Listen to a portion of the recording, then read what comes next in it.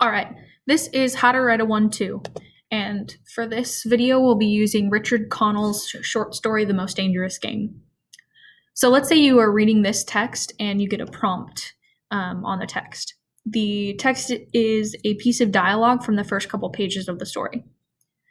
Rainsford and Whitney are in a conversation here, and Rainsford says, "The best sport in the world," and he's referring to hunting. "So the best sport in the world," agreed Rainsford. "For the hunter," amended Whitney, "not for the jaguar."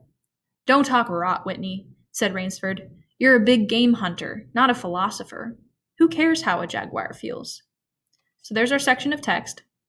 Let's say you get a prompt that asks you, how does the author develop Rainsford's character in contrast to Whitney in this section?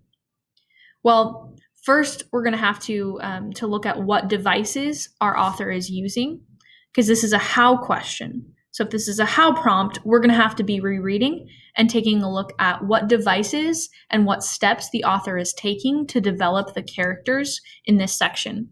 But first, I want to go through some elements of a 1-2. So 1-2 is just a simple way of structuring a response, and you're going to include a few different elements. You're going to include 3 different elements total and 4 sentences total in a 1-2. A 1-2 starts with a claim, and your claim should be a response to the prompt with an opinion. And I'm putting with an opinion in all caps because it's really important that your opinion is there. Otherwise, you haven't completed a 1-2. All right, the second sentence that you're going to include is evidence, and evidence has 3 components. The first is a signal phrase, so an introduction to the quote. The second is a quote from the text, so your piece of evidence. And the third is a citation. All right, the third sentence is going to be your analysis.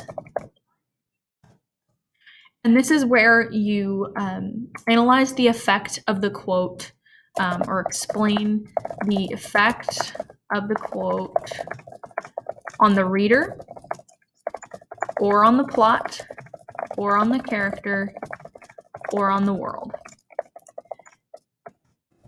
But I want us to wait on trying to get to the effect of the world because that really involves unpacking theme, and we're going to just kind of wait on theme for now. The last sentence that you're going to include is another sentence of analysis, and here you're just going to deepen your analysis. The reason it's called a 1-2 is because a 1-2 includes one claim to 2 sentences of one piece of evidence to 2 sentences of analysis. So the ratio is 1-2. That's why it's called a 1-2. All right. So if I know that I need to answer the question how in this prompt, how does the author develop Rainsford's character in contrast to Whitney in this section? Again, I'm going to have to ask myself, what steps is the author taking to reveal the characters in this section? So that involves some annotation. A big part of writing is just rereading, going back to the text. So I added a little annotation here because I found indirect characterization, right? Since the reader in this section, since we're learning about the characters through dialogue that's happening and not through direct statements that the character or that the author is making, it counts as indirect characterization, right? And what are we learning about the characters? Well, Rainsford says hunting is the best sport in the world. Whitney says, well, not for the jaguar. And Rainsford says, who cares how a jaguar feels? So through indirect characterization, right, through their dialogue, we're learning that Rainsford doesn't really seem to care much about how a jaguar feels, while Whitney is thinking more empathetically. Again, big part of writing is just rereading. You're going to have to go back to the text and unpack it to make sure you really understand how this author is developing the characters. Depending on your prompt, you may need to do a little bit more rereading and annotating. It really just depends on the prompt. For this one, let me show you what I came up with, starting with a claim. So my claim has an opinion, right? Connell uses indirect characterization in order to reveal Rainsford's indifference and Whitney's empathy in this section. There's my claim. It contains an opinion and it responds directly to the prompt. How? Well, through indirect characterization. What is it revealing? Well, it's revealing Rainsford's kind of indifferent to how a jaguar feels, and Whitney's a little bit more empathetic. Here's my evidence. In response to Whitney's concern, Rainsford says, so there's my signal phrase.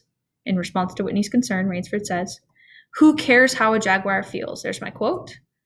And then lastly, I have my citation. Notice how the citation has the author, not the character speaking, the author, Richard Connell. And then it's got the page number, 25. There's no P, there's no PG, nothing like that. It's just author, page. That's it. All right, then I've got my analysis. This section of dialogue reveals Rainsford's detached perspective and Whitney's empathy. Very short sentence of analysis that gets to the effect of the quote on the character, right? The effect of the quote on the character is it's showing the reader, Rainsford's detachment and Whitney's empathy. And lastly, I'm going to deepen my analysis just a bit.